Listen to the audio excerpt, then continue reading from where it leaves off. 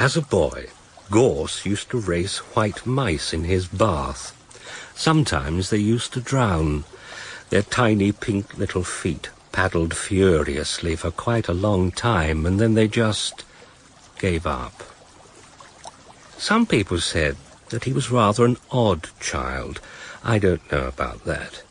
But odd things did happen to him. I know this for a fact. He was a bit unlucky in one or two ways, for example. His father, a not very successful commercial artist, died when he was 10. Nobody remembers him. His mother, he does not remember at all. He was brought up by his stepmother, who was generally regarded as a good sort, a phrase meaning that she had rather a lot of male followers after his father died. Well, she had started out as a barmaid. His stepmother regarded him as an encumbrance, so she promptly packed him off to a boarding school in Brighton. Rodney House was a beastly little place, but sometimes it livened up a bit, which was nice.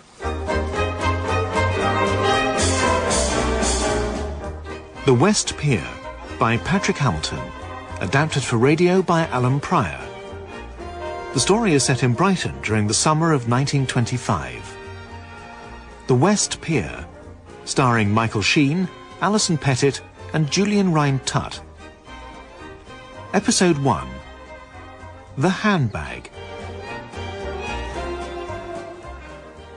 Gorse, as headmaster of Rodney House, I have been approached by the local constabulary on a somewhat delicate matter. It seems that there has been a complaint from a local girl that she has been molested. That is to say, tied up to a large roller beneath the cricket pavilion and left there for several hours. This assault happened last Friday. As Friday is a half day at this school, can I ask you to account for your movements on that afternoon? I should warn you that I am interviewing all boys in your form. Gorse, have you anything to say to me about this matter? It is very unwise to say anything at all to a headmaster. It is like saying something to a policeman. They are both fearfully suspicious types of person. And in the event, his friend Ryan, the handsome, innocent-seeming Ryan, and Bell, the form swot, did not say anything to cast suspicion on Gorse. Not that he had done anything suspicious. But once you get a bad name, well, you all know the rest of that. It's nice being all together again, isn't it? Please don't look so enthusiastic, Belle. You're supposed to be on holiday. Well, to tell you the truth, Gorse, I'm not much good at holidays. I don't really see the point of them. They haven't got a point. That's the point of them. Except take your head out of all those books you read, Belle. That's right, Ryan. Look at Belle's face. Deathly white. It comes from sitting in that varsity library all day. I find that an interesting thing to do. Unlike all this cheap and cheerful nonsense. Cheap music, cheap everything. I don't know why I came. Oh, I call that gratitude. After the trouble I've taken writing to you two, arranging digs, finding out the train times, all that. Now just look. Look at this pier. Full of life and gaiety, eh, Ryan? Music, sea air, girls. Wonderful sight, isn't it? Yes, rather. Can't see any girls there. I'm awful with girls. I don't know what to say to them. And, by the way, girls are nowadays known as birds, as in exotic plumage. Birds? Are they? Oh, I didn't know that. Gorse knows all those sort of things. Well, I'm not sure it's such a good notion anyway. I mean, what kind of girls are going to let us pick them up? The right kind. Not at all like your sister, for example. Oh, I hope not. Ordinary little shop girls. That's what we want, old boy. I wouldn't know what to talk to them about. The idea isn't to talk to them, Ryan. They're not for talking to. No, well, I suppose not. But one has to say something, I suppose. I think it's a silly idea, all this, myself. You'd rather be reading trashy newspapers about that Kenworthy murder case. Shame on you. Well, it's interesting. It's human nature, Gorse. Really? Well, I wouldn't have thought you'd know the first thing about human nature. Look. There are two of them coming this way. Birds. Where? Right, they're here. Don't look. Belle, you fool me. Leave it to me. I'll break the ice. Stay here. Come over in 2 minutes, all right? Yep. All right, Gorse, whatever you say. Well, girls, here we all are. Nice and friendly, aren't we? May I ask, are you two on holiday? No, we're locals. We work on a sweet stall. The kiosk, it's along the prom. You're all on holiday, I suppose? Yes, just for the week. We're all staying at the same digs. It's Mrs. Dolbin's at Home Place. That's off the promenade. Do you come on the pier a lot? Quite a bit. It's nice to hear the band and look at the people. To peer at the people on the pier. What? That's right. And did you see us peering at you? Oh, yes. We saw that all right. The very nice pair we thought you were. Oh, did you? Without a pier, in fact. Well, we can't give you a pair as a reward because they're out of season. And drunk delight of battle with my peers far on the plains of windy Troy. Is your friend always like this? Don't mind him, he's quoting poetry. Aren't you, Belle? Tennyson, to be precise. I used to know the Brook off by heart. We did it at school. Did you? Yes, poetry. And Tennyson's your favourite poet, is he, Miss... I'm so sorry I didn't quite catch your name. I don't remember giving it. No, so you didn't, but you can now. Why do you want to know my name? Well, we must be sociable, you know. Well, it's Downs, spelt with an E. And very nice, too. And what's your name? Gertrude. Perks. And nobody calls me Gertrude, not even my ma. No, I can see why that might be. So when your friend's in one of her downs, you perk her up, what? Sort of, yeah. Who's your favourite poet, then? I didn't get your name. The name is Gorse. Ernest Ralph Gorse. Known as Ralph, pronounced Ralph or Rafe, whichever you prefer. Do you girls smoke? No? You don't mind if I do?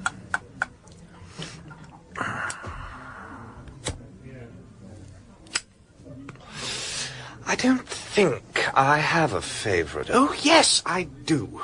He wrote a wonderful poem once. Now, how did it begin? There was a young lady of Kent. Perhaps I better not go on with that one. No, I don't think you'd better. And who's your favourite poet, Mr. Bell? I flit from flower to flower. One day it's Chaucer, next day it's Milton, then Shelley, then Keats, then Byron, then Coleridge. But my favourite is Wordsworth. Man can write such things as earth hath not anything to show more fair. Dull would he be of soul who could pass by a sight so touching in its majesty. Yes, Belle, yes, we all know. What about the immortal bard? No, I have, as a matter of fact, a collected work on me. Handy for the pocket, as you can see. Extremely well thumbed. The lads on the pier are so pretty, aren't they? Yes, aren't they? How long are you here for? Only a week, I'm afraid. What do you do for a living? I work in the family firm. We're estate agents, actually. Well, girls, and what are your plans for tonight? We've got to be buzzing off home. We've got to get up in the morning. We'll walk you off the pier, shall we? Yes, why not? That would be nice. I say, Esther, I wish I could get an evening paper. Mr. Bell? Mm-hmm. Where do you work, then? Oh, I'm up at the varsity. Oh, that's nice, isn't it? Where's Ryan gone? To get an evening paper. Oh, he's after the cricket scores. He's a keen sportsman, Ryan. Who is he? Seems very nice. Oh, he is. Nice is about the word, yes. Esther, do you go out anywhere? Dancing or anything? We work long hours. We usually just come on the pier. I say, I've got an idea. What about you and I having a cocktail at the Hotel Metropole one evening? A cocktail? At the Metropole? I've never even been inside the place. Well, then, make it a first time. What about tomorrow night? Well, all right. I don't mind then. Then that's settled. But we've got to do it, cleverly, if we want to be alone. And how do we do that? I'm with Gert. Whatever anybody else does, we'll meet at the Metropole in the lounge at 7:30. Well, we'll see, shall we? How much much are the toffee apples? Tuppence to you. I'll have one and a threepenny stick of rock. Here you are. 5 pence. Any change. You nearly finished that, have you, Est? Feet are killing me. I've had enough of work for today. Bars of rock get heavier as the day goes on. You noticed? Bars of iron now. Nearly past. 5 more minutes and we can go home. Walk your way back, shall we? Well, if you like. It's all right, I won't come in. Nobody ever goes in your house, do they? I'll take that box. Give me a hand. You know why. I don't like people. Well, even friends coming in my house. It's all right. It's no crime to be poor, is it? And who ain't poor? It's no worse than our house. Couldn't be. Not a crime, I don't suppose, no. I just don't, well, like anybody's seen it. I mean, since Dad died, we've had no money at all. With 3 other kids besides me, it's hard for Mum to keep the place tidy. Must be nice to be rich. Must be nice to be what they call comfortable. Like them boys we met last night. Don't suppose they know what it is to go without. Who do you fancy, then? Fancy? Which one do you fancy? Who says they'll turn up tonight for a start? Fellas always turn up for you. The one they call Ryan, I think he's lovely. He seems nice enough, yes. Oh, but don't they all go on? Well, they're educated. I know, but all that poetry. And what about that other one? What about him? I don't know. Something odd about him. What do you think? Odd? In what way? Gert? I made a date with Gorse. What? We're going for a drink at the Metropole. The Metropole? Oh, he is clever. I'm sorry. You'll be on your own. That's all right. With your looks, well, it's expected. I ain't never been in the Metropole. I don't know nobody that has. You sure it's all right, me going off with him? Yeah, of course it is. Of course it is. Means I get a shot at Ryan. Well, I think we're done now. We can shut up shop and get home.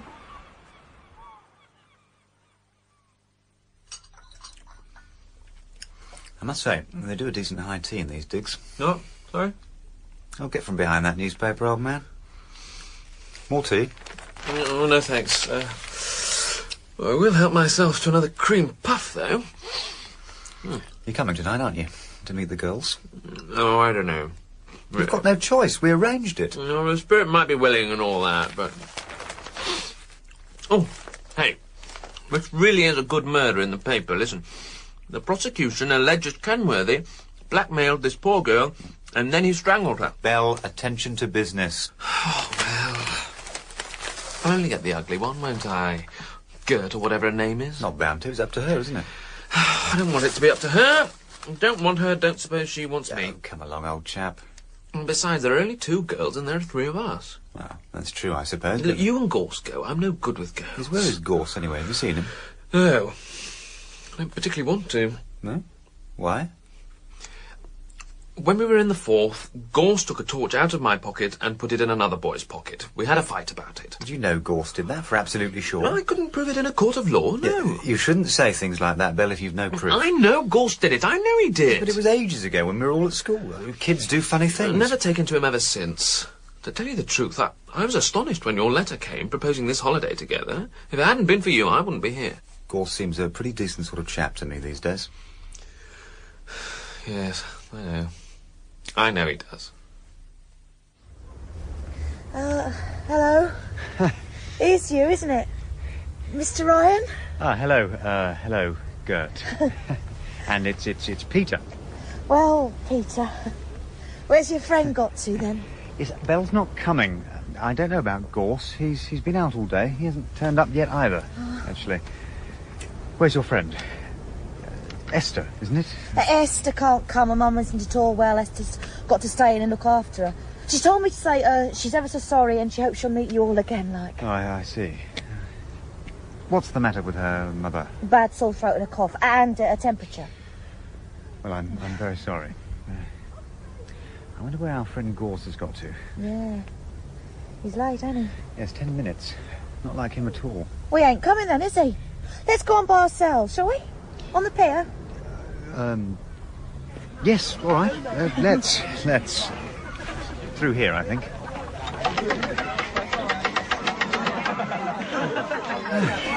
It's a lovely evening, isn't it? Yeah, it is. It's really lovely, yes. Well, in fact, we've had a lovely summer, taking things all round. We have, haven't we? Really. Hey, do you like to play the football machines? Come on, let's play. Yes, if you like. Don't tell me you haven't played before. All you do is move this handle, yeah? Like this. I see.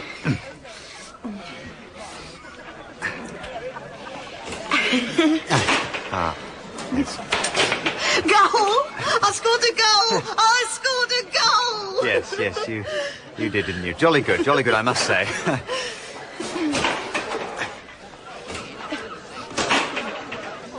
Another goal! I've won! Yes. Well done. Get a little practice. It's all I seem to do with fellas. Do you want to have a game? Not especially, no. Then let's go along to the end of the pier, shall we? Here, where we're quiet. We can sit down and look at the prom and all the lights. Oh, it's lovely, isn't it? It's nice and comfy in these shelters, isn't it? Yes, it is rather, I suppose. It's what they call a perfect night for love. Don't you think? Yes, I don't know, really. Don't you? Don't you feel the need for a bit of love when you're out with a girl in a shelter on the pier? Well, no, actually, not really. Well, I think. You're a bit cold, ain't you? No, I'm quite warm, actually, thank you. I don't mean cold in that way. Oh, then what? Don't you know I mean cold? Actually, no. Yes, you do. No, really, I don't. Well, shall I tell you? What I'm referring to is that you're not warm. Not warm. Warm in the heart. I say, you do have a curious way of putting things. Not warm in the heart at all towards poor little Gertie. Well, I don't know. Is that the time? I'm warm in the heart about you, you know. Ever since I set eyes on you. I'm sure that's not true. It is. Why would I say it if it wasn't? I don't know. You don't know much, do you? Not really, no, I don't suppose. It's her, innit? Who? You know. No, I don't. I'm ever so sorry I'm not pretty like her, I'm sure. You're very, very pretty, honestly. You don't mean that, you're just being polite. No, really, I'm not. You're after Esther. Why do you say that? It's always her, they want all of them. Every time, it's sickening. Well, just because she's beautiful, that's it, isn't it? Well, she is pretty, you know. That's all you see, any of you. Still, you're handsome. Esther and you would look right together. Well, she don't think much of boys as a rule, but I bet she'd like you. Or when she got to know you. Do you really and truly think so? I really and truly do, yes. Well, I might sort of getting along home. Oh, must you? Yes, I must. I really must. About Esther. Mm-hmm. Do you by any chance know, her address, just in case we didn't meet again and I couldn't find her? Why should I give you her address?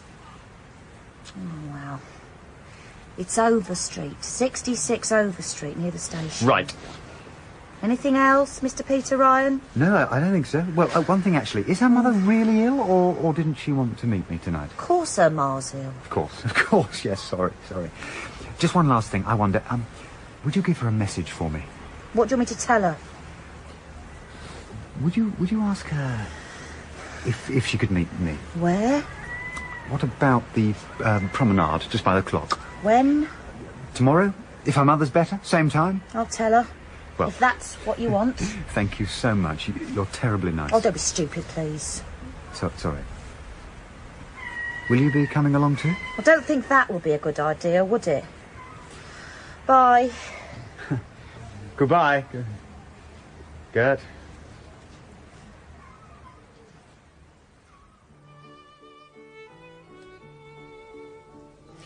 Yes, sir. May I have your pleasure? Well, What's your tipple, Esther? I don't know. Benedictine, is that all right? Hardly. 2 gin and it's, if you will. Certainly, sir. Sorry about the Benedictine. I've never even tasted it. I've heard other girls say it's a posh drink. Sorry. That's all right. No harm done. You'll have to tell me when I make a mistake like that. Benedictine is a liqueur. It's for after dinner. Oh. What do you do for a living? I'm something in the city, actually. Oh, I see. It's a nice tie you're wearing. Oh, it's just an old school tie. Westminster, actually. All my people went there. People? Oh, your family. I mean, what do they work at? Army. Nearly all of them. A dull lot, really. My people are just ordinary, I'm afraid. The Colonel's Lady and Judy O'Grady are sisters under the skin. What? That's a poem too, isn't it? It's Kipling, actually. You go in for a lot of poetry, you and your friends, don't you? I prefer the poetry of natural things, like beautiful women, like you. Don't be so silly, Ralph. 2 gin and Italian, sir. Thanks. Well, bottoms up. Oh. Steady on, old girl. It isn't lemonade, you know.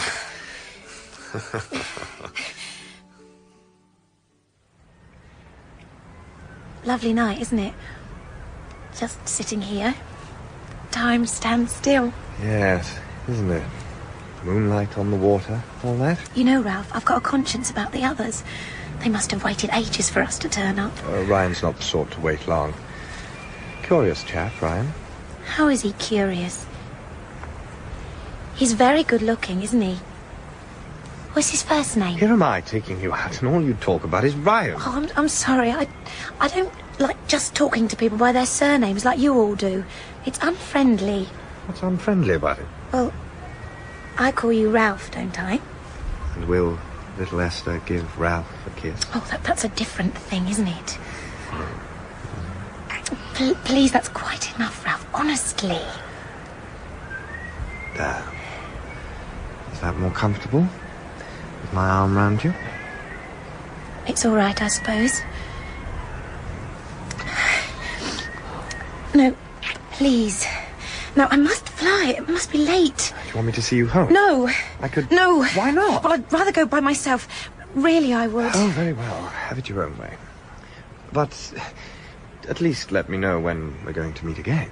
Well, I don't know... I'm on holiday, as you said, and time flies.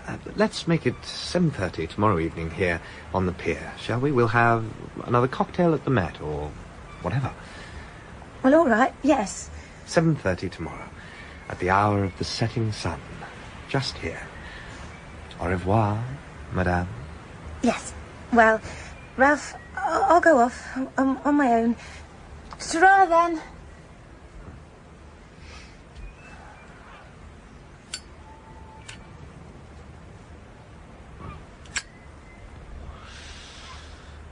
Well.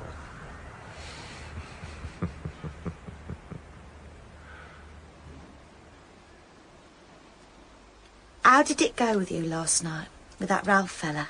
Oh, all right. I went home early, actually. Actually? Did you now? I went home earlier. That fella Ryan, well, he wasn't interested in me. He was more interested in you. In fact, he asked me to ask you to meet him tonight at the clock, 7:30. Did he really? Yes, he did. Really gone on you, he must be. Well, don't look so pleased about it. I am pleased. But I've already arranged to meet Ralph tonight. Oh, you, well. What are you going to do, then? Good. I wonder, would you do me a favour? Before you ask, I'm not going to go in your place to either one of them. And that's that. No. No, I wasn't going to ask you to do that. What's the time, Esther? It is 7:30. Is that how fast? Yes, it is. Come, Esther.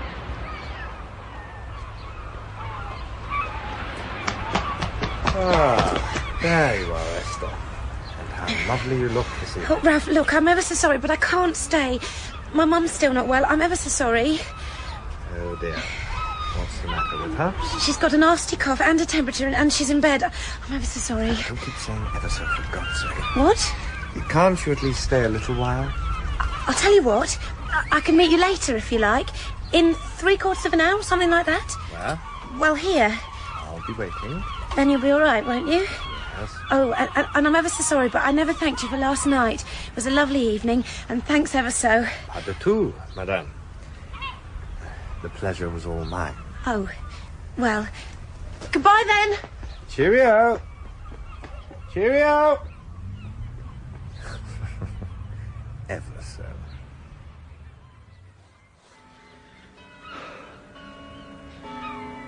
7:45. Come on, Esther, if you're coming. Hello? Peter? Ah, hello. Oh, I hope I'm not late. No, not really, no. Oh, here I am, anyway. Yes, it's good to see you. And how's your mother? Any better? Mother? Oh, yes, she's not exactly right yet. That's why I'm terribly sorry, but I can't stay very long with you. Not tonight. I'm afraid I'll have to be home early. Ah, so, it's a very short meeting, isn't it? Well, yes, I suppose it is, really. Then, may I see you again soon? I mean, properly.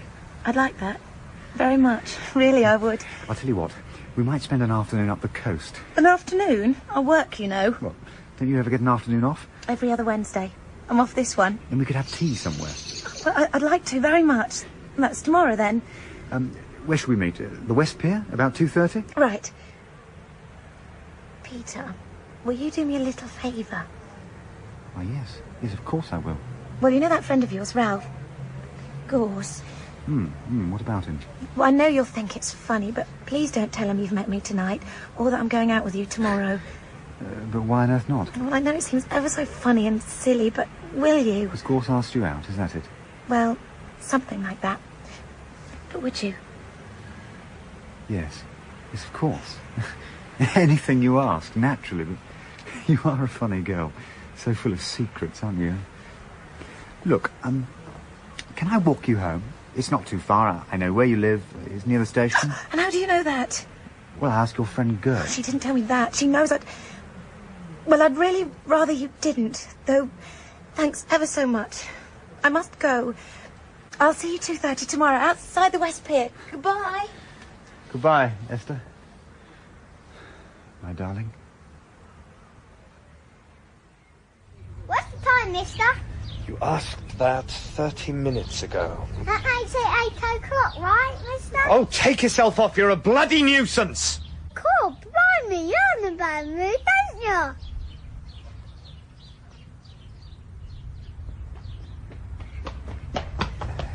Oh, hello, Ralph. Sorry I've been so long. I'd almost given you up. It's very nearly dusk. Sorry. Have you been running? I've been walking rather fast. Look, let's go and sit in that little kiosk thing. It's out of the way, isn't it? Well, yes. If you like.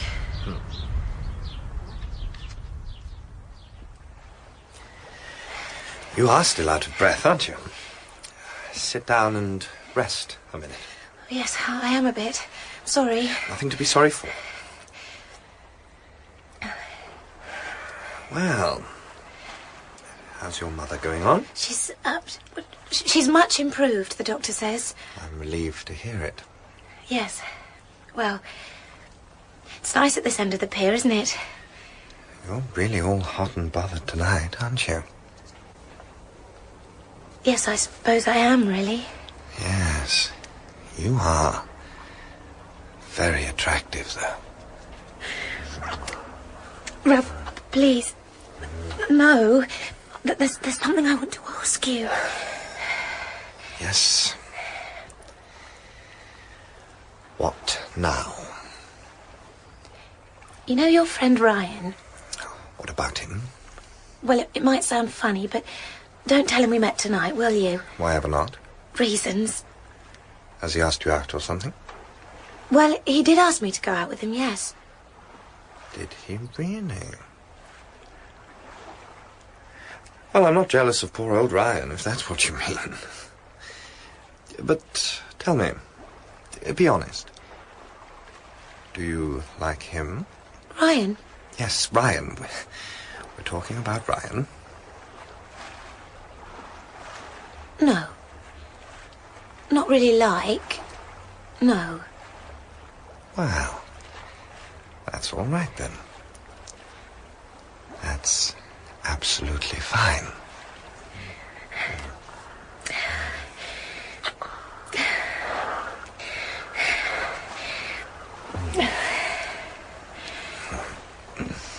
There. That was nice, wasn't it? Girls like Esther Downs, very simple, very beautiful girls, are often preyed on by evil young men. Sometimes they recognize these men, and sometimes they don't. Sometimes the young man who preys on women is the obvious one, the silken, reptilian one, and sometimes he is not. Sometimes he wears an innocent, open face. To the Esther Downs of this lost world, a martyr to beauty and to poverty, any young man who seems to promise a life of gentility and romantic love would, in a sense, do. But Esther Downs, bless her, does not know enough of life to see evil when it is in front of her.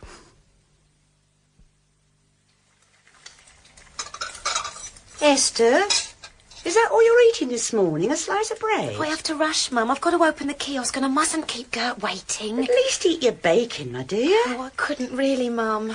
Oh, well, the children will eat it if you must go right away. I must, really. I'll take a sandwich in my bag. Oh, yeah. That's it. I'll wrap it up for you. Here you are, dear. Thank you. And don't forget your bag, will you? Oh. Pop your sandwich in it. Oh, damn this clasp. It's broken off altogether. Oh, dear. Oh, I could cry. What could I do without a handbag? Well, you can take £2 from you-know-where and get a new one. Going out with your posh new friend, it would never do. Not to have a proper handbag, would it? Oh, I don't like to touch that money, Mum. You know that. We'll talk about that later. Oh, before you go, there's a letter for you. I nearly forgot. For me? Came this morning. Pop that in your handbag too and read it at work. I wonder who it can be from. Oh, well, I must rush. Bye, Mum. Bye. Now then, children, there's bacon down here for you this morning. Esther's not eaten hers. Oh, I've been busy this morning, girl. Been run up our feet, we have. Yes, it has been hectic. Hectic? That's one of their words, isn't it? Yes, I suppose it is, really. Listen, Gert, I want you to look at something. What's this? Love letter? One of them, is it? Read it. It's all in bits and pieces. Cut out of newspapers and stuck together to make a message. Funny idea. Look out for Ryan. I know him. Do not go out with him. He is dangerous. Take warning. Signed a well-wisher. Who could have sent this? I don't know. Who do you think could have? Well, I don't know what to think, do I? It's a lot of rubbish, this is. There, you don't think he's dangerous, do you? I don't. I think he's nice. Yes. You like him, don't you? What? I was just wondering who else knew about me and Peter Ryan. Apart from me, you mean? No, of course I didn't mean that. Didn't you? Are you sure you didn't? Of course I didn't, Gert. You know I didn't.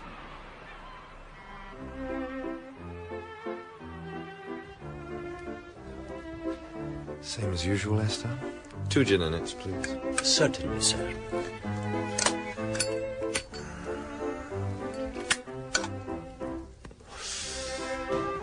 You're very quiet this evening. Am I? Sorry. Worried about something? Yes, I am a bit. I've got something to... well, confess to you, Ralph.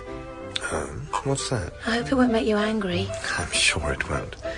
Why should it? Well, you know when we made that first, appointment to go to the Metropole together? When we all first met on the pier? Yes.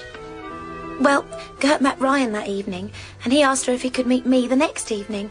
And I don't know why. I suppose I felt sorry for him or something, so I thought I would meet him, just for a little while. And so I told a fib to you, saying my mum was ill. You saw him? Only for a minute, until I went back to you. Now he wants to go out with me again, and I don't know what to do. Oh, I've got myself into such a mess. Is that all? Is there anything more?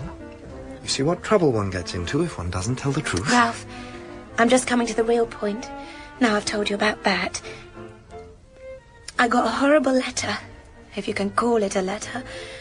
It was in the post this morning. A letter? What about? I've got it on me. It's in my handbag.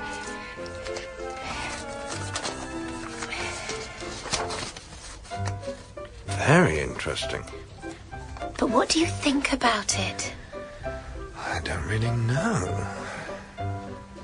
Well, there are two things you can do. One is to put it straight into the waste paper basket and forget it. And the other is to take it to the police. I don't want to go to the police. Then destroy it. But what if it's true? What if there is something strange about Ryan? I mean, I'm not planning really to see him, but what if he sees me, talks to me, or anything? That, I must admit, is a very different thing. Do you know anything about him? Like this letter says? Well, that's not a fair question. If I did, it wouldn't be right to tell tales about a friend, would it? You're my friend too, aren't you? I think it would only be fair to me. I don't know about that, Esther. You do know something, don't you? Well, no, it's all rather difficult. No, it isn't. I'll say this much. There were rumours at school. Of course, all that was a long time ago. What sort of rumours? Oh, just odd things. Things boys do. What? Did he steal something? No. Well, what then? You know, really, it's not the sort of thing I like to talk about. But you must. No, it's not the sort of thing I can talk about. Tell me. Was it something to do with sex?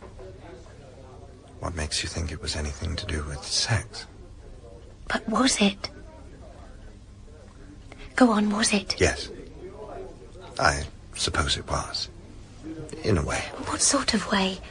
Oh, come on now, tell me. We're both grown up after all. Now you're going too far. It's not the sort of thing a gentleman discusses with a lady, is it? Could whatever it is make him dangerous? Let me put it like this. I think Ryan thinks a little too much about sex. All men do, of course. I do myself. But Ryan, look, he's no worse than most, I don't suppose. There, no, I've said too much. Do you think he's dangerous? And if you do, should I go out with him? I'm afraid I said I would. Do you? No, I don't think you should. Not after this letter. It's signed Well-Wisher, and he or she may really know something about Ryan we don't. Now, let's leave the subject, shall we? I can't leave it. I've got to make my mind up about him. Well, you've been given my advice. Take it or leave it, what? But who on earth could have sent such a letter? That is a mystery. I agree.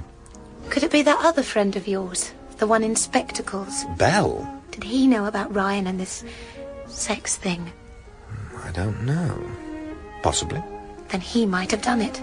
He seems to have got a pretty funny mind with all his jabber about poetry and all that. He doesn't seem the type, although one can never be absolutely sure with human nature, can one? It must be a low sort of person to do it. Send a letter like that. You're right. It couldn't be a gentleman. The whole thing looks sort of uneducated, doesn't it? Yes. Indeed it does. That's what makes me think it might be somebody of my class. Perhaps. It's all very baffling, I must say. So, your advice is not to see Ryan again, even in public? Well, reluctantly. That's my advice. But if you decide to, I hope you won't tell Ryan what I've said about him. Of course I won't. Now, let's really change the subject, shall we? Yes, let's. To gin and Italian, sir, madam. Thank you, Ralph, for being so understanding. Oh. No, I won't see Peter Ryan. Probably never again. Well, that must be your decision, my dear. Cheerio. Chin chin.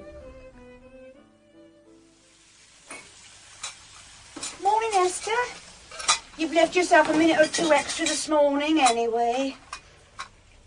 Oh, eat your bacon and egg. It'll see you through the day. Let the kids have the egg. I can't face it, Mum. I don't want to criticise, but you've got to be careful drinking on an empty stomach. It was only one gin and it, Mum. There's another letter for you this morning, dear. An educated hand, I'd say. One of your new friends, is it? Oh, it's all right. What's the matter, dear? It's all right, Mum. It's a note. It's a note from a friend asking me to be sure to meet him.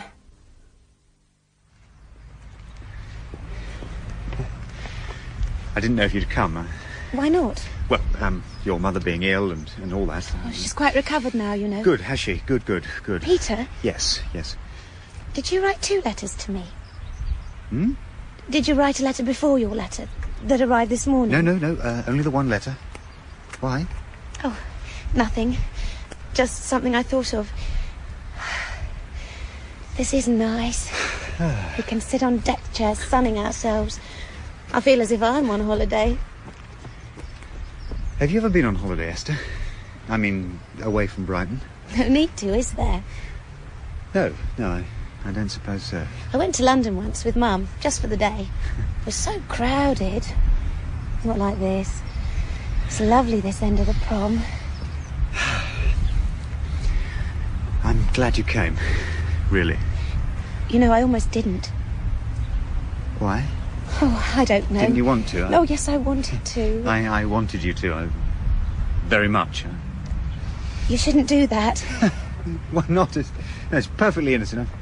I'm only taking your hand. I don't know you well enough, Peter, for that, do I? I'm sorry. I'm sorry if it seems as though I'm rushing things. I don't mean to, but a lot can happen in a short time, can't it? On holiday. What can happen? Well, for instance, one can get attracted, can't one? Esther, you see, hard to explain, but there is such a thing as love at first sight, isn't there? Is there?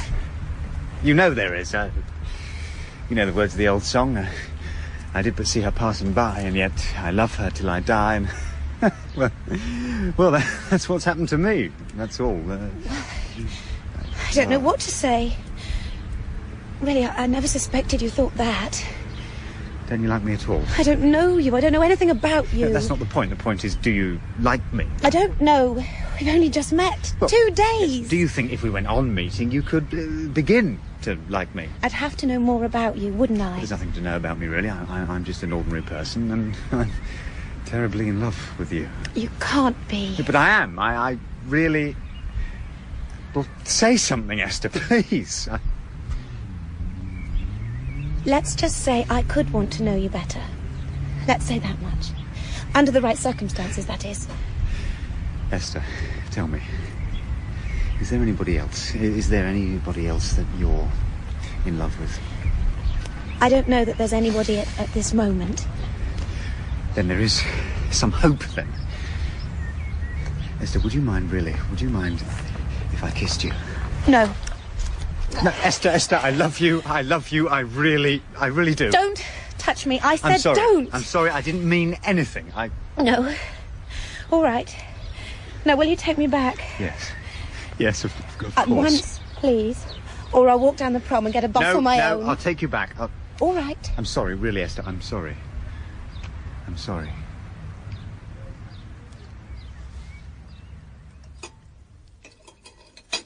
Well, Esther, which of you young gentlemen are you going to meet tonight? How do you know there's 2 of them? Wasn't born yesterday, dear. There's one takes you to the Metropole and buys you gin and its. Am I right? Yes. I've told you that already, Mum. Your face is all a bit like worried when you talk about him.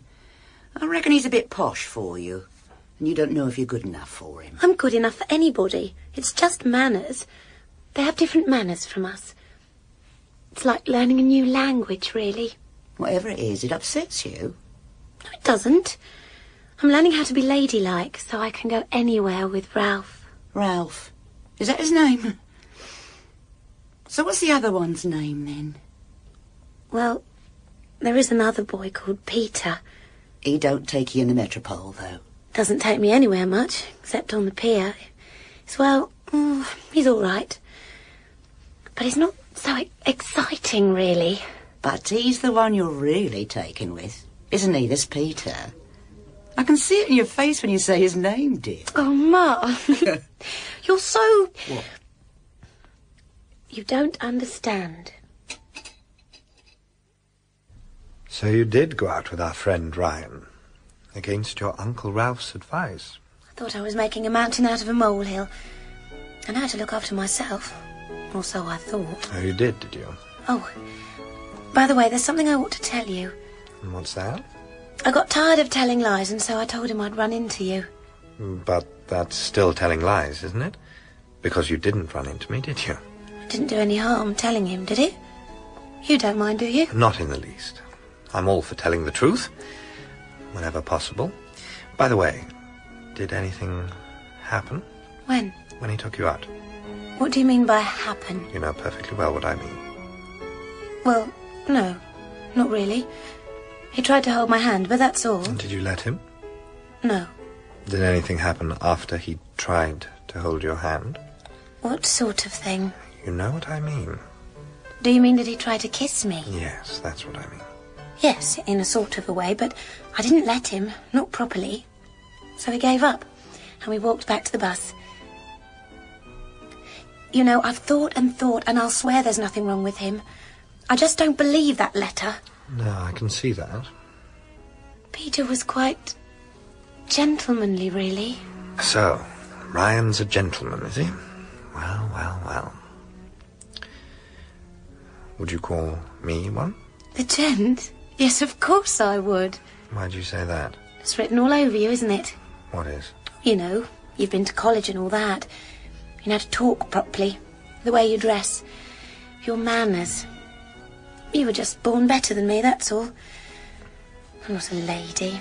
I try to be sometimes, but I'm not. Never will be, will I? Esther, I should say you are a lady. A natural lady. But it's a question of birth, isn't it? And where you're brought up. Is it? Well, how were you born? Who are your people, if you must go on about it? Who's your father, for instance? My father was a porter at Brighton station, if you want to know. He died of the consumption. I see. So you found Ryan a perfect gent, did you? I must say I did. More parfaits than yours truly, would you say? What? Oh, don't be so silly. Of course not. 2 gin and Italian. Sir, madam? Won't you let me pay for a change? You shouldn't always be forking out the money, should you? That wouldn't quite do, my dear. Thank you, waiter. Thank you, sir. I didn't mean that. I meant, well, wait until we got outside and I could give you something then, like towards the expenses. Are you as rich as all that? Not rich, nor nothing like it, no, but I've got a little bit put by. Really? Yes, really. In fact, I've got quite a bit put by. What do you mean by quite a bit? Just because I'm a shop girl doesn't mean I'm on the parish, does it? All right.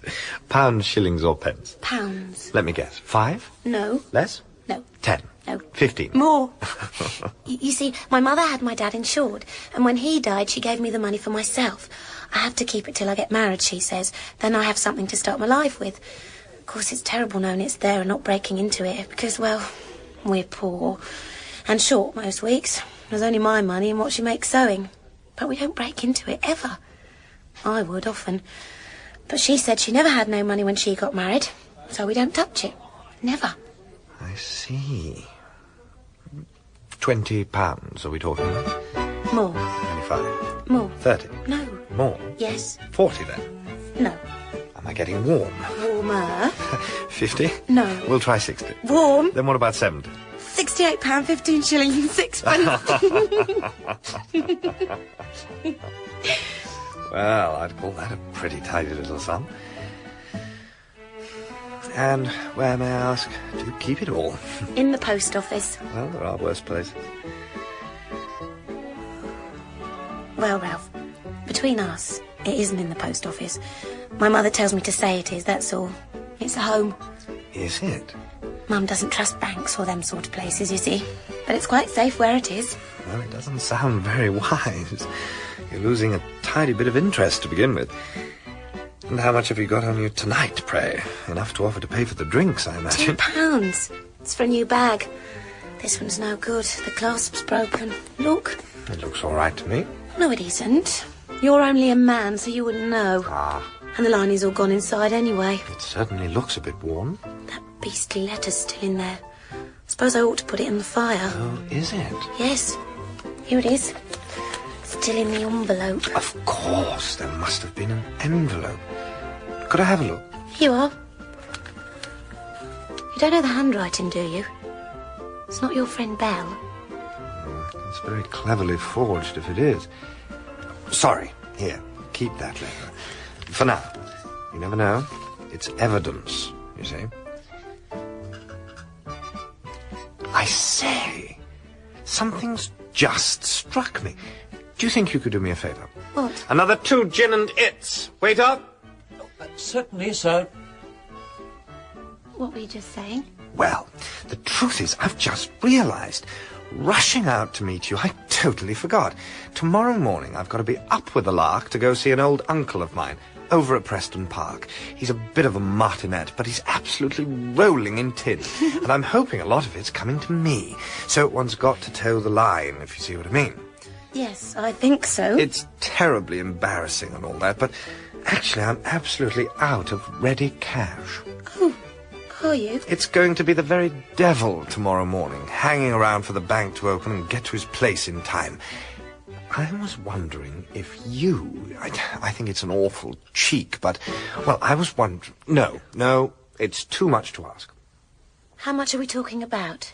Oh, only about £2 or so. That way, I can go to the bank and draw some money out when I've left the old boy. So I could pay you back tomorrow evening. You can meet me tomorrow evening, can't you? Well, I'm not quite sure. Oh, I don't want to press you. Esther, please forget I mentioned it. I'll manage. If I'm late for the old boy, he'll just have to lump. It's not that. It's just that I've got to buy the handbag with it. This one's a disgrace. Can't you put the new handbag off just for the day? Oh, no, I'm sorry. Forget I've said anything at all. No. You have the £2. There you are. That's really terribly nice of you. Thank you very much indeed. Not at all. It's a pleasure. I thought for a moment you didn't trust me. Did you think I was going to run off with your hard-earned savings or something? No, it was only the bag. Anyway, now you'll have to turn up tomorrow, won't you? If only to get your money back. Yes, of course. It was silly of me to make fuss. So we'll meet again, you and I, Esther Downs, at 7:30 tomorrow evening. Where? Why? On the West Pier, of course. Where else? Belle, there's something I wanted to ask your advice about. Go ahead, old boy. Well, it's about Esther Downs. Oh, the darling Esther. Do say on. Yes, I've got rather keen on her, actually. I know it sounds, well, holiday romance and all that, but... Well, I'm a bit smitten, I must admit. Yes, I rather fancy that Cupid's dart had struck home.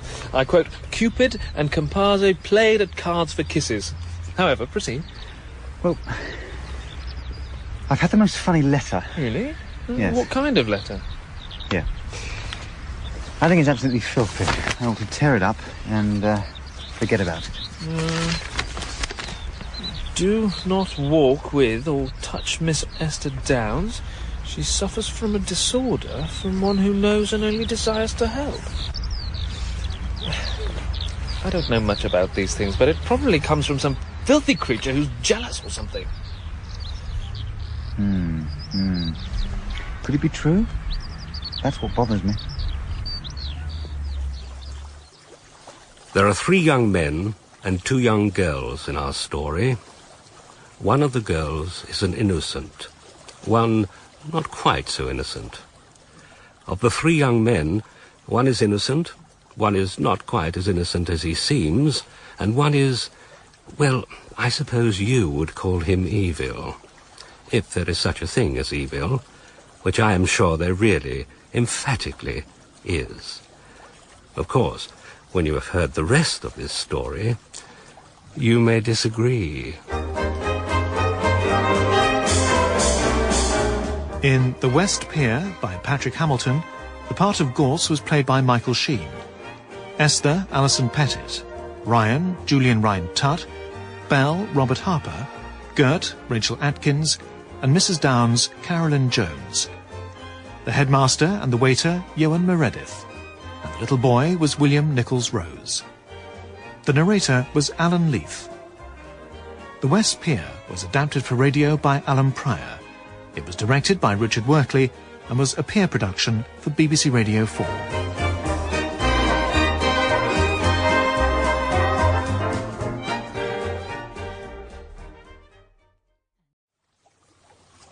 There are 5 young people in this story.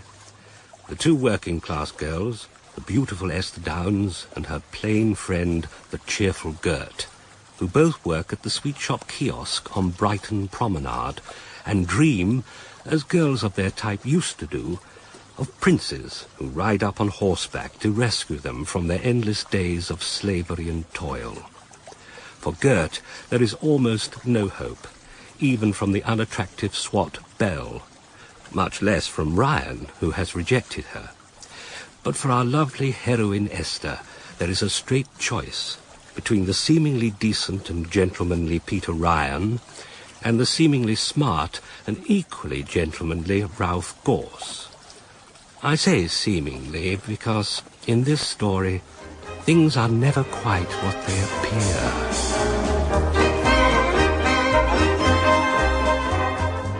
The West Pier by Patrick Hamilton, adapted for radio by Allan Pryor and recorded in the studio and on location in Brighton. The West Pier, starring Michael Sheen, Alison Pettitt and Julian Rhind-Tutt. Episode 2. The Car. Ryan, who do you think wrote that foul letter? Well, on second thoughts, I'd better not say. It'd be awfully unfair to the person concerned if I was wrong, you know. I shall burn if I stay out here any longer. I think I shall go and have a dip. You'll stay right here. Let us start again at the beginning. You received this letter through the post at our digs this morning, correct? No, well, I think perhaps I'm jumping to conclusions. Nonsense. Give me the letter again. No. Anyway, I remember it, word for word. You've only read it once. It says, and you'll correct me if I'm wrong, it says, in words cut out from newspapers, all higgledy-piggledy, it says exactly these words. Do not walk with or touch Miss Esther Downs. She suffers from a disorder, from one who knows and only desires to help. You do remember it? I am thought to have a photographic memory by my professors at the varsity. Is that the real reason? Why? Do you think I wrote it? No, of course not. Then who do you think wrote it? I can't really say, Bella. I take it you suspect that it is a sexual disease the writer is alluding to. What do you know about sexual diseases? Almost nothing, but I do know they are highly contagious. It is too horrible to think about. I reject the whole idea. Esther, she's a lovely, unspoilt young girl. She certainly looks that, but can you be sure? These girls are not exactly our class, are they? We don't know what they do or what they think. You're completely certain that what Esther Downs tells you about herself is absolutely true. Of course, they have different standards, the working classes, in all sorts of ways. They are mostly honest as we are anyway. You believe every word she says about everything? Yes, I do. Yes, on balance. You sound a mite uncertain, Ryan. Why's that? Have you caught her out in a lie or something? No, not a lie. A misunderstanding, perhaps. Well, what was it? It was to do with Gorse and myself. I suspect she wasn't absolutely honest with me. I think she's seen more of Gorse than she's told me, but she's not engaged to me or anything, so she was not guilty of deceit. No? No. Very well. Let us then address my point that the letter was sent to you at your digs. Our digs. And posted in Brighton yesterday, according to the postmark, correct? Yes. So, I represent the question. Who knows the address of your digs? Yes, only my mother. Apart from me? Apart from you, yes. And Gorse? And Gorse. Nobody else except Gert? Does she know? Yes. And how do you know that? We told them the first time we met. We set Mrs. Dolben's boarding house, home place. Did we? Yes, we did. I'm damned. We all are, unless we find the disgusting person who wrote this letter. Do you really think that it could be Gerda? She's in love with you, No, you know. what nonsense. She fancies you, as she would put it. Rubbish you do talk. I'm proceeding logically in this matter, and it is a fact that she might have been trying to put you off after that. No, Esther is her best friend. She would not do that. Then who else? Who else knows, apart from me? And I take it you don't suspect me. No, or do you? Of course not. Not really. That sounds very hesitant, but never mind. I'll ask you again. Who do you think sent that letter to you? Oh, come on! Well, I must say, I suspected Gorse sent it. Now, I'm not so sure... That makes the writer of the letter. Gorse at 5 to 1, Gert at 10 to 1, and me at 20 to 1. Oh, please. Oh, do shut up. 2 of your usual, sir. Gin and Italian, sir. Thank you. Here.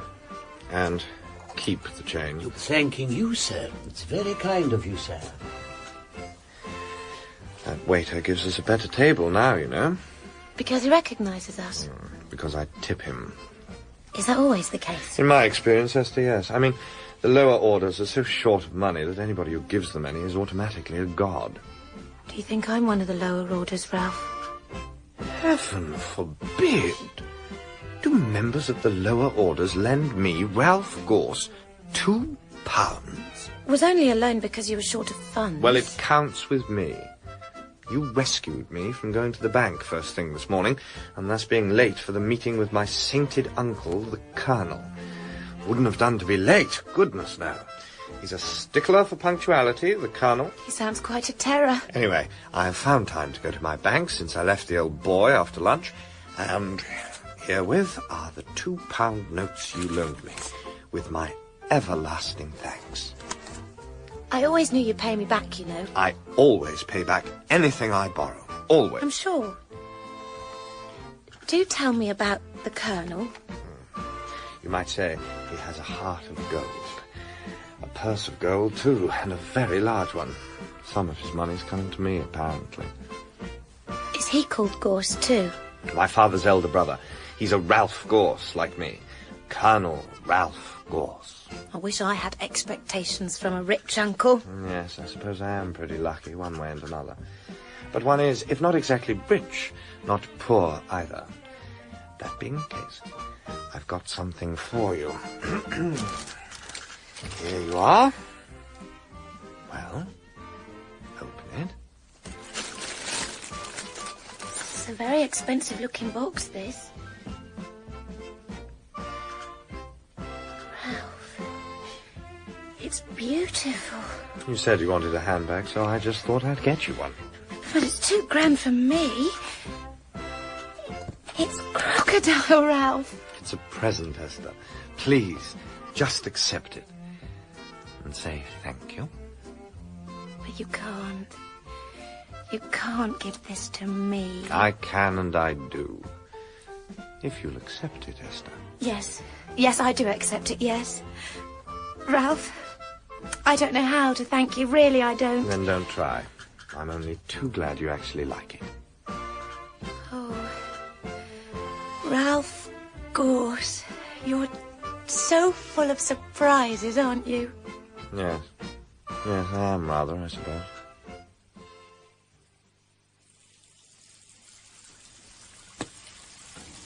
He gave you this bag, the young gentleman.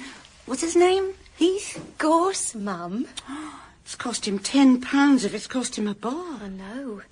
I almost didn't take it, but it's so lovely, isn't it? Yes, it is. You aren't on over-friendly terms with this young man, are you, Es? You ought to know me better than to ask that, Mum.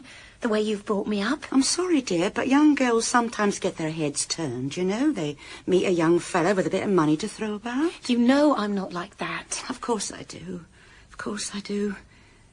But he must have something on his mind to pay out such money for a handbag. Well, I think he does, yes. Does he now? He's not the Ryan boy you were going out with, is he? No, he's not. I thought you were a bit stuck on that Ryan chap. I was, for a bit. But then I got a letter warning me against him. Here it is. Just read it, Mum. Wait till I get my glasses. There. Well, now, what a funny letter. It's all stuck together. Different pieces cut from papers, looks like. Read it, Mum. Right. What? What a letter to send to anybody. It's the most awful thing I've ever read. But is it true? Whether it is or not, you haven't to go out with that young Ryan boy again, no matter what. No, I suppose not, if it's true.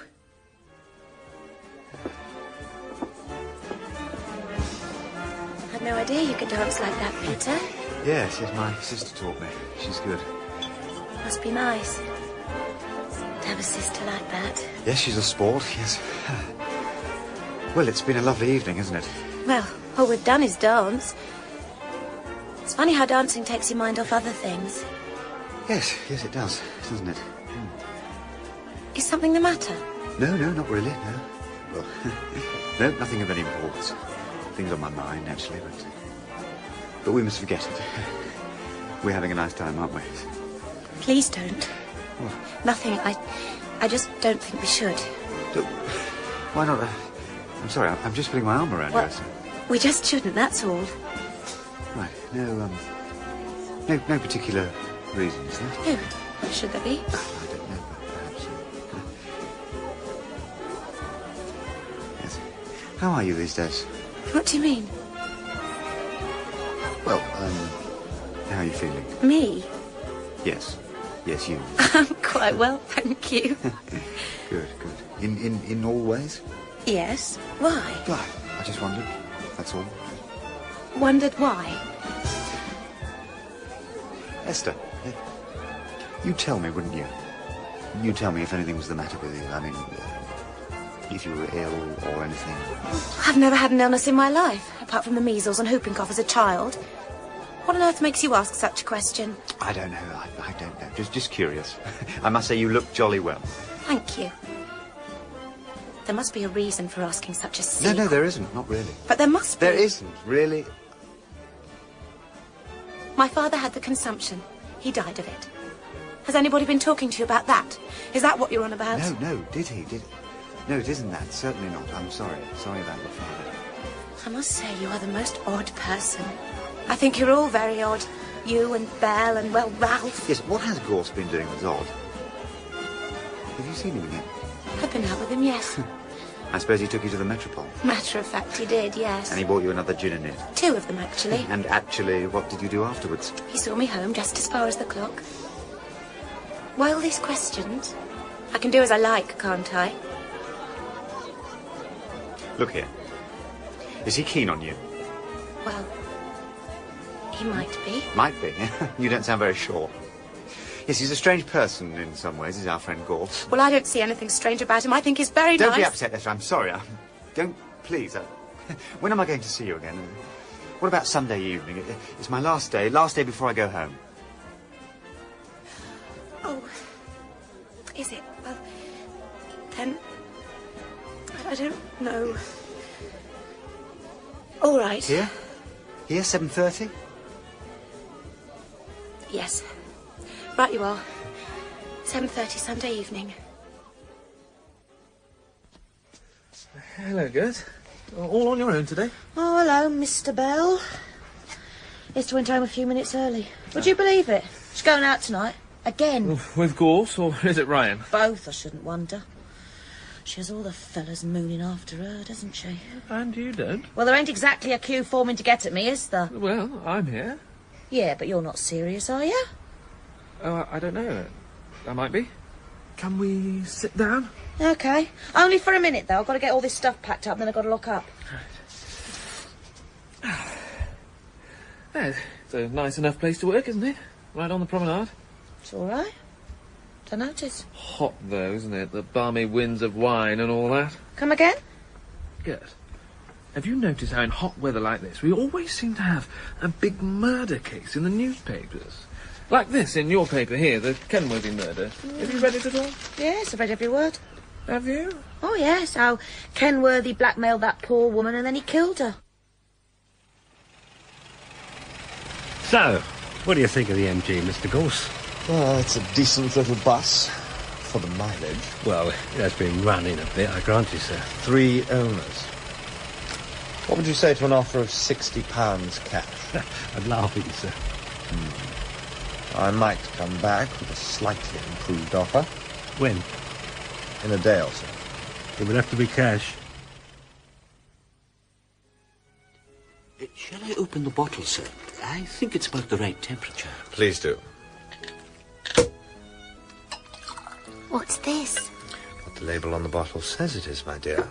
The best champagne. You know, I do like the Metropole. I'm getting very used to it by now. But champagne... Cheers. Cheers. Oh, the bubbles got at my nose. You know, I imagine one day we might even stay here at the dear old Met together. Would you like that, Esther? I never know when you're joking and when you're not. Esther, I'm not joking. I'm going in for a new motor car. Well, thinking about it, I realise you don't know much about cars, but this little MG is one of the sweetest sports cars you've ever seen in your life. Well, it's second-hand, actually, but as good as new and going for a song, comparatively speaking. Is it? Absolutely. Now, let me fill your glass. Well, not too much. I don't want to get tiddly. I buy this car, cheap, for £80. Then I can sell it at a real profit. But why is it going so cheap if it's as good a car as you say? The owner's hard up for ready cash. Name's Gosling. He's got a garage out on the London road. How do you feel about coming in with me to buy it? Bottoms up, old girl. Cheers. I don't know. How much would I have to put in? Oh, £15 or so. £15? But I couldn't. Don't be silly. Of course you could. You've got all that money saved, and you're going to make double that. Honestly, Ralph, I don't like speculation. It'll be your car, so why don't you just buy it on your own? Quite frankly, to tell you the truth, old girl, either you come in, or I lose the deal. How's that? It's a question of a deposit, you see. There are other people after it, and if I'm going to get it, I've got to give Gosling a deposit. He's asked for £15. Then why don't you give it to him? Because I haven't got £15. You haven't? And you're talking about buying the car for 80? I haven't got it just at the moment. Oh. That's all. On Monday I'll have it. That's when my stepmother pays my allowance into my bank account. She does it monthly. Look here, I can pay it back to you on Monday. Of course, if you don't trust me, that means you don't really like me, and that's the end of all my hopes, isn't it? What hopes are they, Ralph? You know what I mean. Esther, my philosophy is one has to be a bit of a sport now and again. Take a bit of a chance with life. Try to make life a bit more exciting than it usually is. Oh, never mind. Oh, it's the chance of a lifetime. But if it's to be no, then there it is. Enough said. £15? Well, it's not all that much, is it? Absolutely not. Just small change to most of the people in this hotel. And I can, I think, get it on loan for a day or two. Oh, just think. Driving up here to this very hotel in one of the smartest little cars on the road. The envy of all eyes. At least, until we sell it. But you want the £15 now, don't you?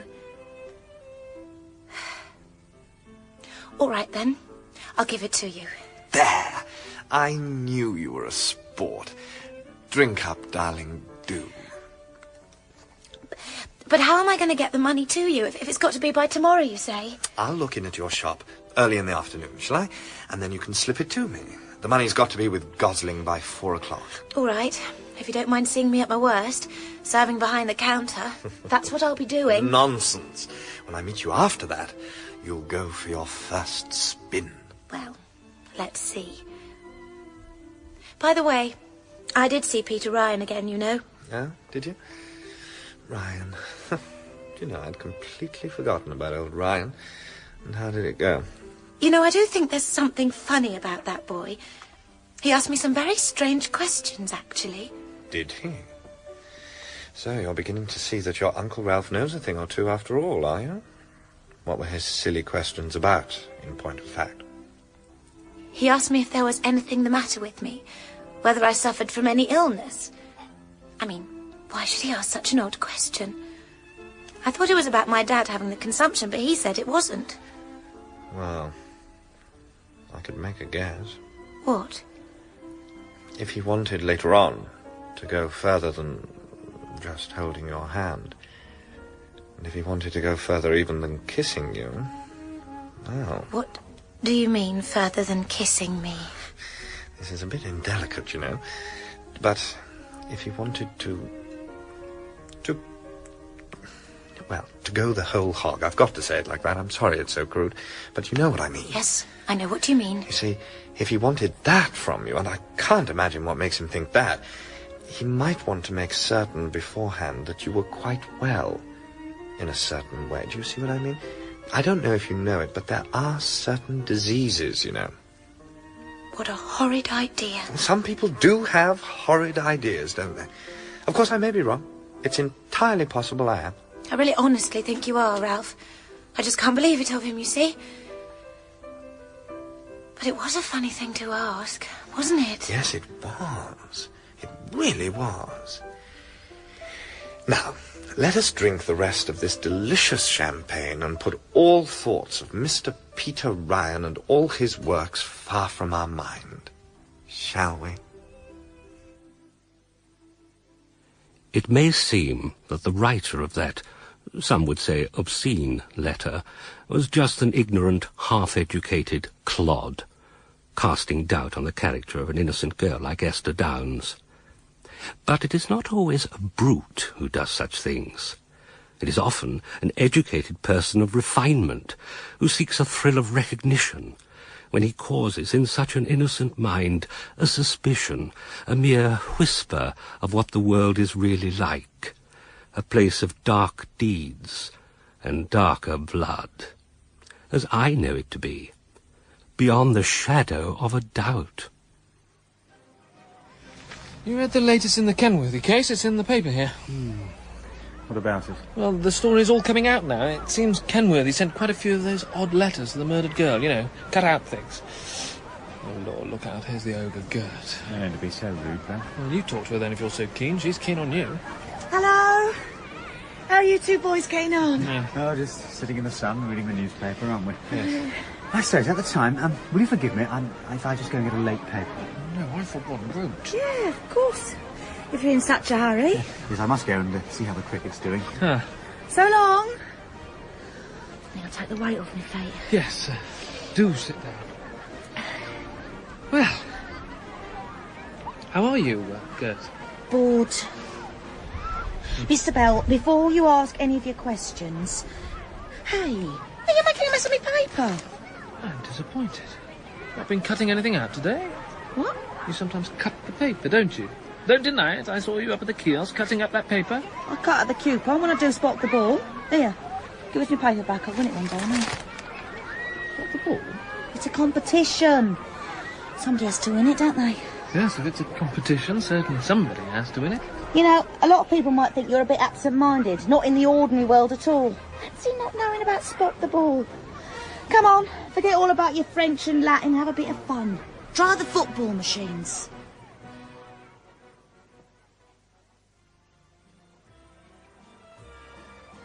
You seem interested in the stars.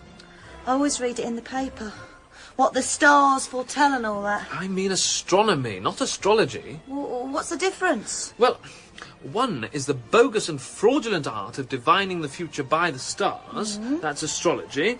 The other's the science of the stars, of the constellations. All right, then. Tell me about your old constellations. Now, you see that star there, just coming out? Yes. The large one, just above the extreme tip of the West Pier. That's Sirius. Sirius? No, Sirius. The constellation of Orion. Right. We can't go on talking about the stars all night, can we? I'm cold. It's getting late. It is a bit late. And I am rather cold, actually. Shall I see you home or anything? No, I'll be all right. Night. Good night. Oh, Gert. Yeah? Do you really cut your paper up for Spot the Ball? What? Of course I do. Ta-ra! Ta-ra! Gert. Can I have a bag of mince, miss? That'll be threepence halfpenny. Thank you. Oh, hello, Ralph. Hello, Esther. I've got it for you. It's in an envelope. Here. On the counter. There. You are sure it'll be all right, aren't you, Ralph? Look, don't bother if you don't want to. If you're still worried... No. There's 15 £1 notes there. Thank you. And tomorrow we'll have the car. I'll tell you what, we'll go for a spin. Possibly have supper somewhere? Oh, that would be nice. Until then? Yes. Cheerio. Bye, Ralph. Cheerio.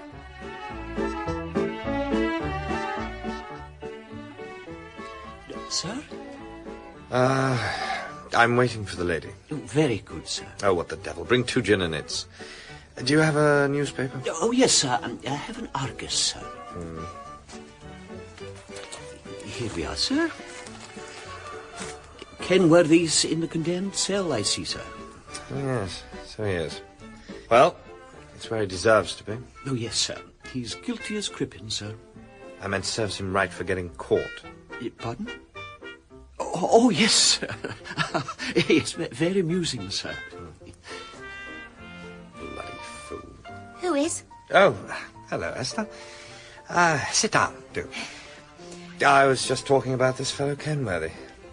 He's facing the drop. I wonder how he feels.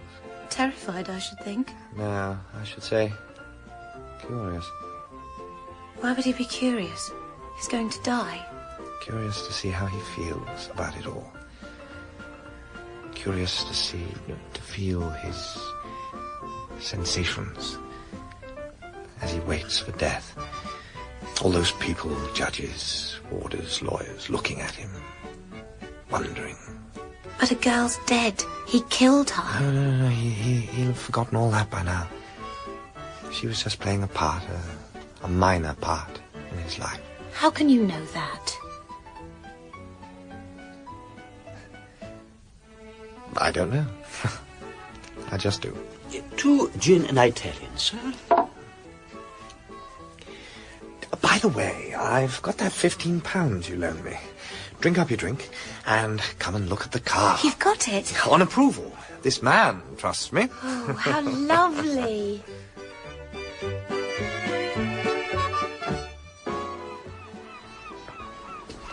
So, how do you like her? Is it this one? The car? Yes. So shiny and new looking. It's racing green and the chrome looks good, but it's the engine you pay for. And it's all yours? Esther, I explained it to you. I've only just put up the £15 deposit. This way I only have her on approval for 2 days.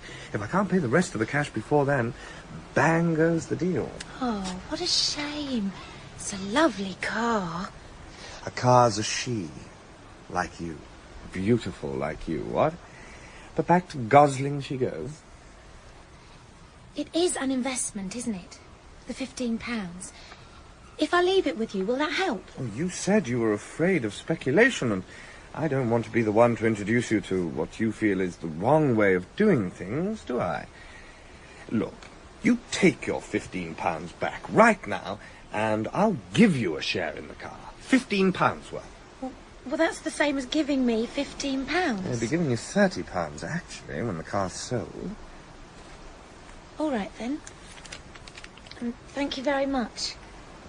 Oh, this and my new bag, too. You're very generous with me. I say, what do you say to a spin in her? Right now. Right this minute. I say yes. Get in, then.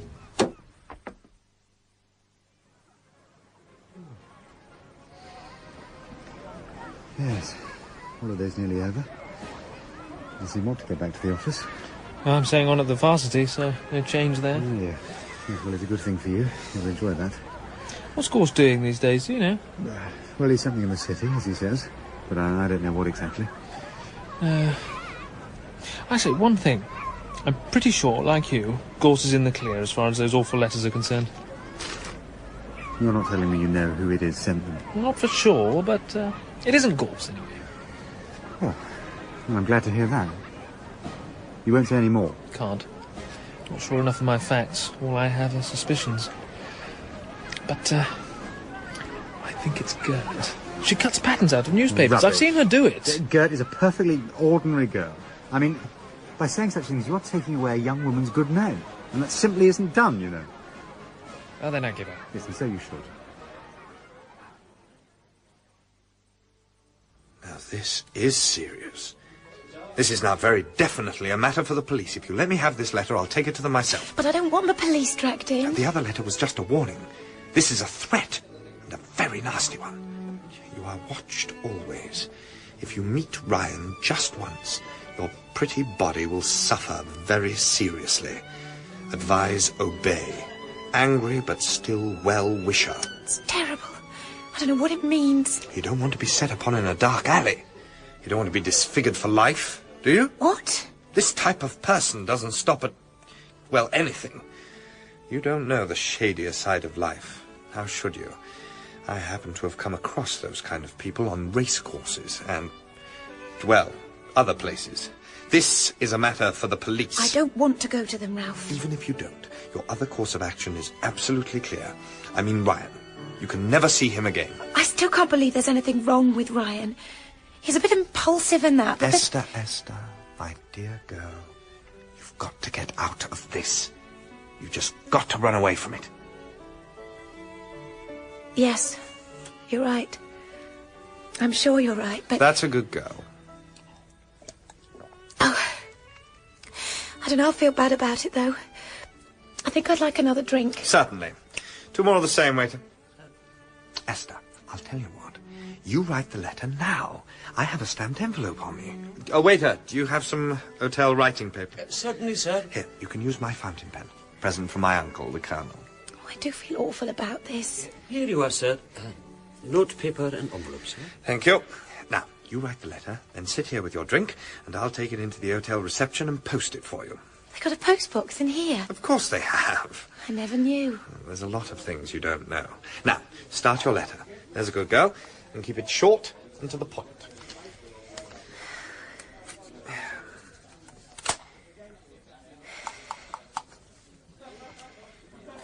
That's a good girl, Esther. That's a very good girl.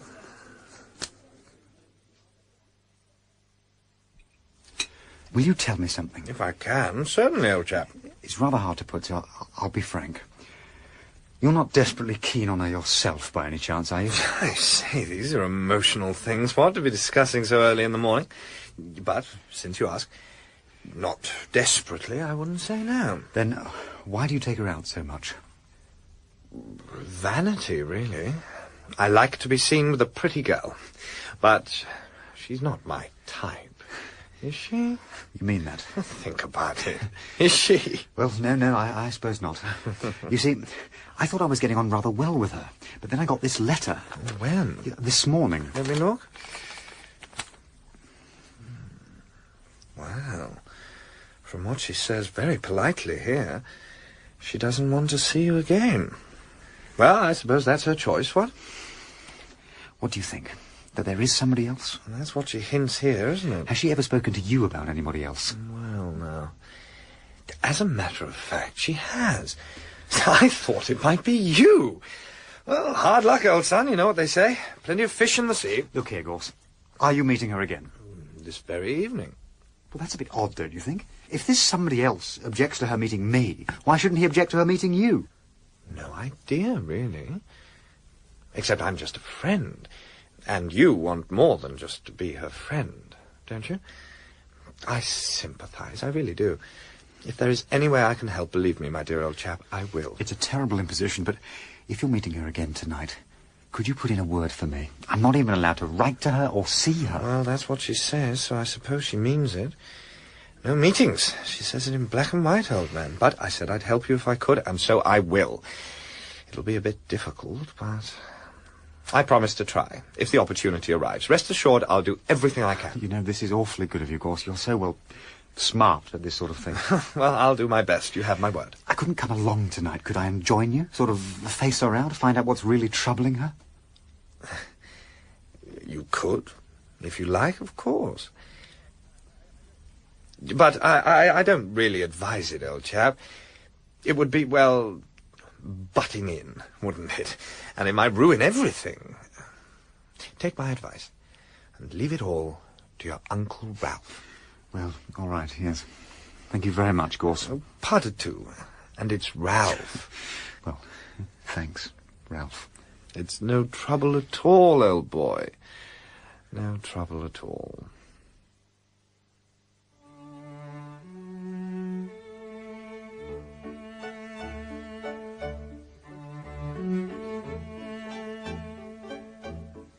You know, 2 days away from you seems like 2 months. Ralph, that's nice. And guess what? I didn't go out with Ryan, and I've got some good news. I've got a bit of news, too. Not quite so good, actually. Well, tell yours first, then. It's all a bit of a bore. Ladies first, what's your news? Yet another letter from our friend of the cutouts. Here, it came this morning. You've been very wise in not seeing Ryan again. You will receive no more letters from me. This is wonderful. It means you're rid of him. Shall I tear the letter up? No, give it back, will you? I want to keep it. I want to go on looking at it. I'm so glad it's over. Now, tell me, what's this bit of a bore you've got? The money from my stepmother. It hasn't come through, that's all. Isn't it coming at all? Of course it is. It'll be here on Monday, for certain. What does it matter, then? It only means I lose the car, that's all. How is that? The deposit of £15 I gave Gosling only lasts till 12 noon tomorrow. If I don't fork up by then, I not only lose the £15, but the car as well. Oh, it's really so damn boring, I can't tell you. I don't know quite what to do about it, to tell you the truth. I don't suppose you could help me. Help you? How? The car's for sale at £80. I've paid 15 as deposit. That means 65 more is needed, right? Yes. Don't you see? With your 60-odd pounds, you can just about do it for me. And you will get it all back on Monday. Every penny, I promise. But I can't. Not all that money. Ralph, I can't. All you've got to do is have the money ready tomorrow morning, early. It'll have to be early. And then But I can't. It's all the money I have, Ralph. Esther, you're going to get it back on Monday. And a lot more, too. Once I've resold the car, I have a buyer at 150. He's already seen it. I really don't see what your problem is. But it's all I've got. I ain't rich like you. Not ain't, aren't. Well, then I aren't rich like you. I just can't do it, and that's all. Just a minute. I think I see how to allay your worries. I'm going to give you something as security. Security? Yeah, something that makes it absolutely sure that you get your money back. What security is that, then? I can give you an IOU for the money. If it's signed over a stamp, it's absolutely valid in law. I could write it here and now. Then, if anything went wrong, you could sue me. Unless you think I'm going to vanish into thin air. Oh, don't be silly. It's not that. You know it isn't. If I was run down by a bus, you could claim on my estate. I couldn't. I just couldn't, Ralph. 2 gin and Italian, sir. Meredith. Thank you. Look, Esther, there's one other thing. Nothing to do with the money. Forget the money. Something more sentimental. Let's drink to that. Bottoms up. That's it. Sentimental? My ring. This signet ring on my finger. You've noticed it? I've noticed it. And I've wondered what it was. I'm very proud of this ring. Oh, look at it. It's a lovely thing, isn't it? That ring has been handed down in my family, that very ring you're holding now, for 6 generations. The crest is that of Lord Belhaven. Are you connected with a lord? No, the Belhaven family connection is on my mother's side. It's all in Debrets. What's Debrets? A reference book about all these kind of things. Do you know how much it's worth? The ring? No, I've no idea, really. £500. You see? It's got a very long historical value. It's over 200 years old. Is it? It's very nice. You better put it back on your finger. I want to give it to you. Or at any rate, lend it to you. Half as security, half as a sentimental gesture. How do you mean? What I'm doing, Esther, is I'm giving you something of great sentimental value for sentimental reasons. So I want you to take that ring as something more than just ordinary security. It means that there's a sentimental bond between us. I see. Will you take the ring? You really want me to? I know it's not exactly the ticket, but couldn't we look upon it as a sort of engagement ring? Please wear it, Esther, for me. Well, if you really want me to. There. Looks very odd on my finger. So, well, manly and important with that crest and all. Oh, Esther, you don't know how happy you've made me. You really have, you know. One, there's my IOU. Absolutely valid in law, if you want it. And then, by no means least, there's that ring. Now, what say you? All right, Ralph. Whatever you want. And I don't want an old IOU. All right. Now, we do this. I'll call at the sweet stall first thing tomorrow morning. You give me the money. We pay Gosling. You can come with me while I do it, if you like. Then you can see and hear everything that goes on, yes? How's that? You mustn't think I don't trust you, Ralph. I know you trust me. Now, let's have yet another drink. I think we deserve it. Wait up. Coming, sir.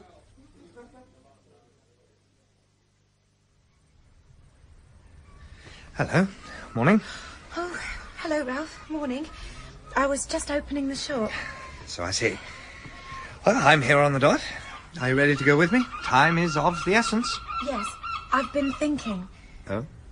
Really? About what? I can't come with you to pay the money. I have to stay here and work. I can't afford to lose this job, can I?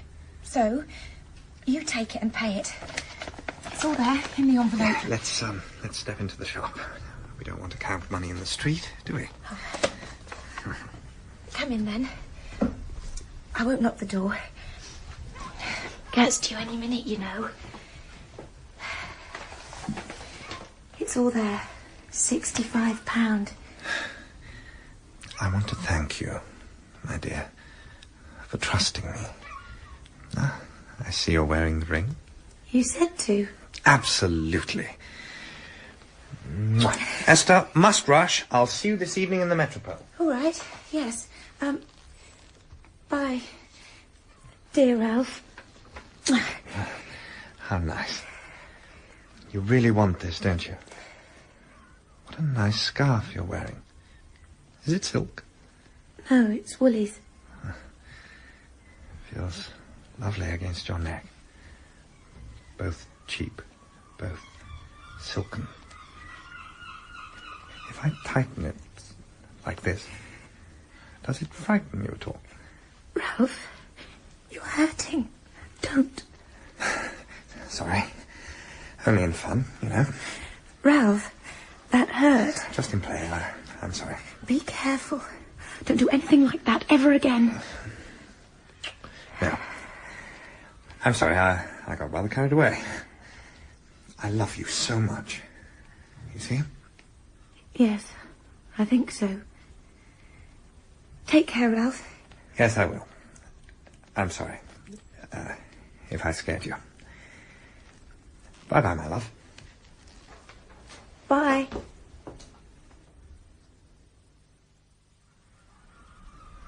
Morning. Esther? Mr. Ryan? How are you this morning? I'm all right, thank you. You'll excuse me if I go in with my work, won't you? Yes. Yes, of course.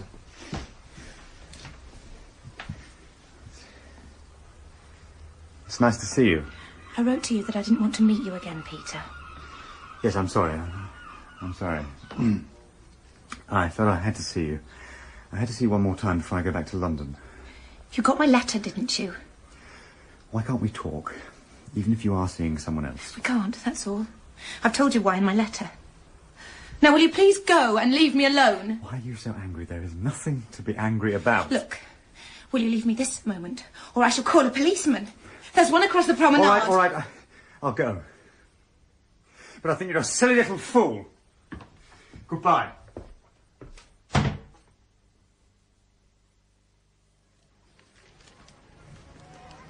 Is this deck chair free? Oh, Good morning, Peter. You were out very early this morning? Well, I said you might be here. You look rather miserable today, old boy. Up bright and early, just like me. Yes, I couldn't sleep. Bet he couldn't either. He's going to hang. Kenworthy. Is he? Unlucky chap, really. Oh, how? Well, according to this, he had all this rich woman's money, then he killed her and spoiled it for himself. Perhaps she was going to tell the police about him. I mean, the way he blackmailed her and all that. Blackmail doesn't get a fellow the 8 o'clock walk. No, I suppose not. Of course, he might have got fed up with her, mightn't he? I mean, he had her money, didn't he?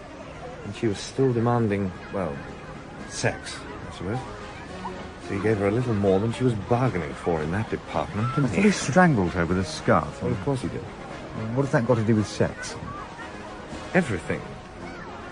You mean it wasn't murder? It was really sex? No. Both. It was both. Sex, my dear Ryan, is not just pleasure, you know. It can be pain, too. Pain? Oh, yes. Well, whatever it was, he got him the rope. What? He'll die. Oh. Yes, he will. I wonder if it was worth it to him. But I can see the temptation. Oh, yes. I wonder. What? How it all was. For him.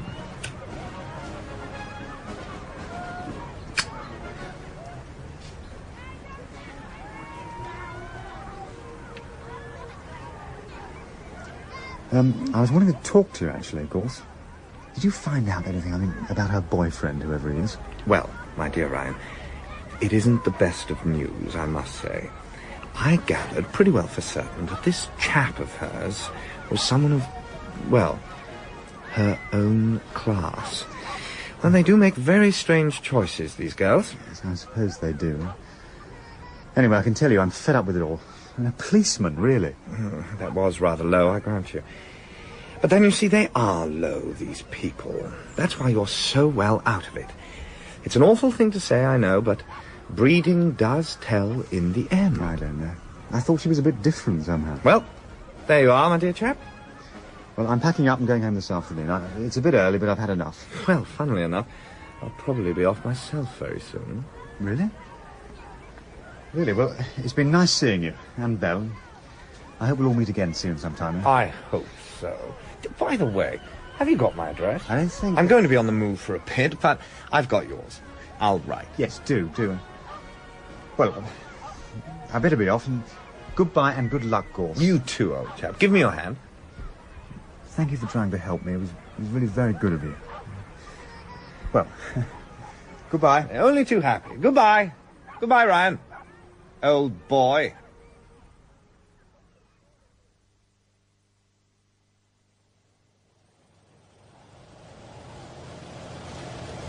Be careful of that long scarf. I like it flying in the wind. Enjoying yourself, aren't you? Oh, yes, I am, yes. Thought you were going to sell the car. Oh, not yet. Next week. I suppose I'll have to part with it.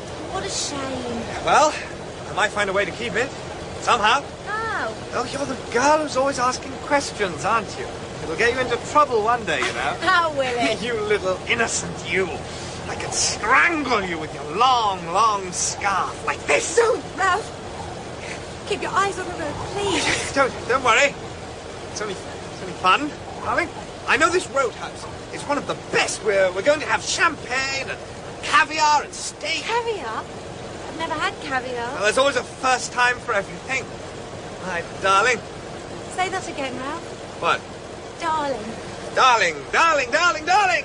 Oh, Ralph.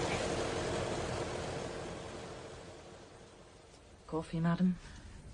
Sir? No, thank you. Madam. Another cognac, sir?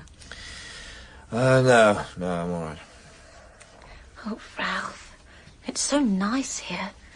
I could spend my life in a place like this. So, everything's fine with the world, eh? Yes. It is, isn't it? Let me make it even better, shall I? I have a little present for you. Not another. Well, yes. It's a ring, actually. What? Here, in its little velvet case. Well, open it. Oh, it's so nice, isn't it?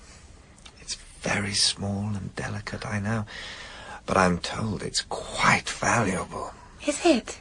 Esther, it's an engagement ring. The real thing this time. The engagement ring? You do mean it? Oh, Ralph. You know I mean it. Let me put it on your finger. Oh, of course. There. Oh.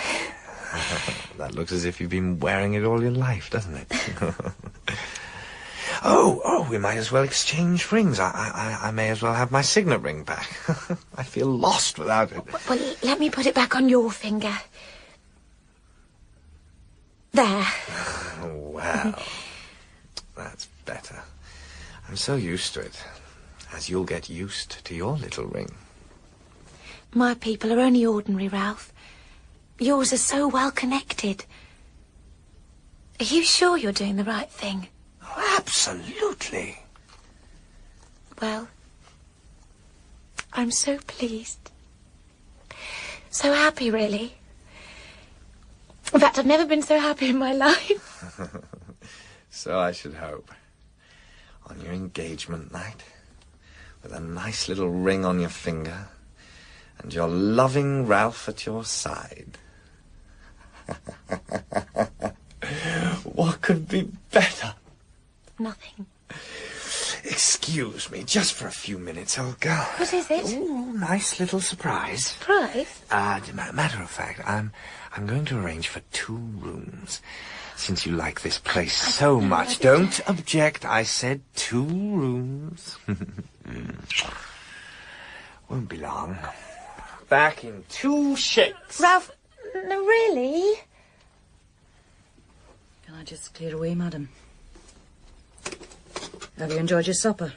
You and the young gentleman? Yes. Oh, well, I dare say I'll burst if I don't tell somebody. We're engaged. Oh. Are you? Oh, he's just given me this ring. It's new. I think it's quite valuable. Is it really? Are you quite sure, madam? Yes, of course. Don't you like it? Oh, not my business, is it, madam? Your bill's ready, I think. Sorry? What? We're closing the dining room now, madam. If you would like to pay your bill. My companion, I'm afraid he's just popped out. He'll be back soon, I'm sure. I don't know what's keeping him. He said he was booking rooms. Perhaps he's at the reception desk. I'll go and see, shall I? He's gone, madam. What? Drove away 10 minutes ago towards the London road. You get an instinct in this business, madam. I went out, saw him drive away. What? Thought it possible, madam, that you'd had a tiff. Thought you'd seen that's a Woolworths ring he'd given you, madam. I'm sorry. Let me look, please, madam.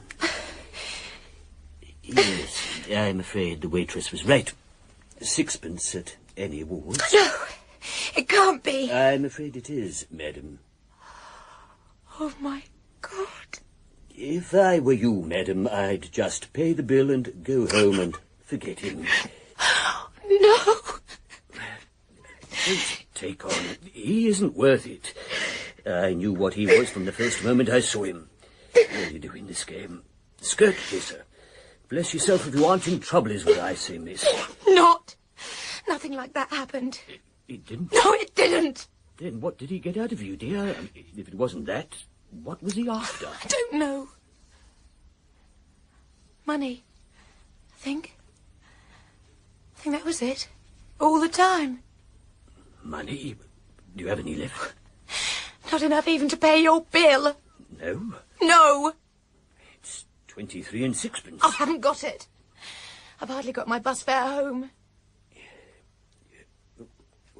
Listen, I can pay your bill for you. If you leave that handbag as guarantee. You can have it back when you bring the money now. Is that all right? Keep his bag and the ring. I never want to see it again. Or him. Good night. Well, I don't know. Poor cow.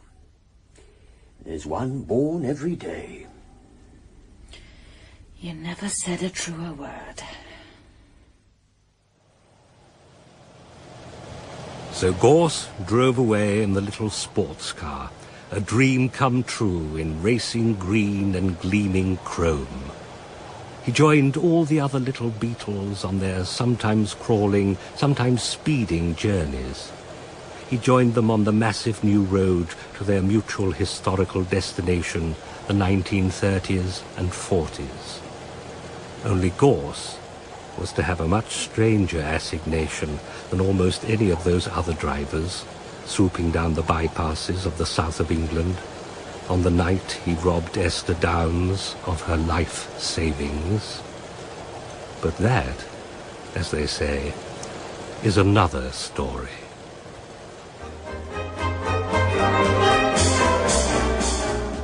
In The West Pier by Patrick Hamilton, the part of Gorse was played by Michael Sheen. Esther, Alison Pettitt. Ryan, Julian Rhind-Tutt. Belle, Robert Harper. Gert, Rachel Atkins. And Mrs. Downs, Carolyn Jones. The head waiter was Johan Meredith, and the little boy was William Nichols Rose. The narrator and the car salesman were Allan Leith. The West Pier was adapted for radio by Allan Pryor. It was directed by Richard Wortley and was a peer production for BBC Radio 4.